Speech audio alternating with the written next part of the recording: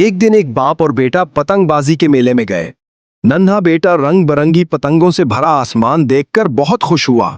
उसने अपने वालिद से कहा, अब्बू, मुझे भी एक पतंग और डोर वाला चरखा ला दें ताकि मैं भी पतंग उड़ा सकूं। बाप फौरन पार्क में मौजूद दुकान पर गया और अपने बेटे के लिए पतंग और डोर खरीद लाया। बेटे ने पतंग उड़ानी शुरू की। कुछ ही देर में उसकी पतंग बहुत ऊंची उड़ गई।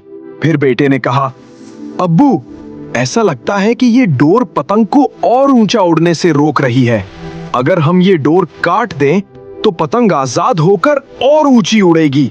क्या हम डोर काट सकते हैं? बाप ने बेटे की बात मानी और डोर काट दी। शुरू में पतंग थोड़ी ऊंची उड़ गई और बेटा बहुत खुश हुआ, मगर आहिस्ता आहिस्ता पतंग नीचे आने लगी और जल्द ही एक अनजान इमारत की छत पर जा गिरी। बेटा हैरान हो गया।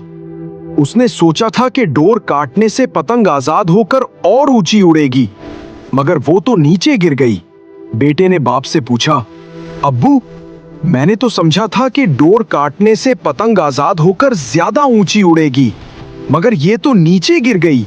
बाप ने नरमी से समझाया, बेटा, जिंदगी में भी जब हम ऊंचाई पर होते हैं तो अक्सर हमें लगता है कि कुछ चीजें हमें रोके हुए हैं, लेकिन हकीकत में वही रिश्ते, वही जिम्मेदारियां हमें सहारा देती हैं। जैसे पतंग को डोर संभालती है जब हवा कम या तेज होती है, वैसे ही हमारे घर वाले और प्यारे हमें संभालते हैं जब हम वो डोर काट देते हैं, यानी उनसे नाता तोड़ लेते हैं, तो हम गिरने लगते हैं क्योंकि हम उनके सहारे से महरूम हो जाते हैं। बेटे को अपनी गलती का एहसास हुआ। सबक: अक्सर हम समझते हैं कि अगर हम खानदान, घर या प्यारों से आजाद हो जाएं, तो जिंदगी में ज्यादा ऊंचाई हासिल कर लेंगे, लेकिन हकीकत में वही लोग हमारा सहारा और हौसला होते हैं।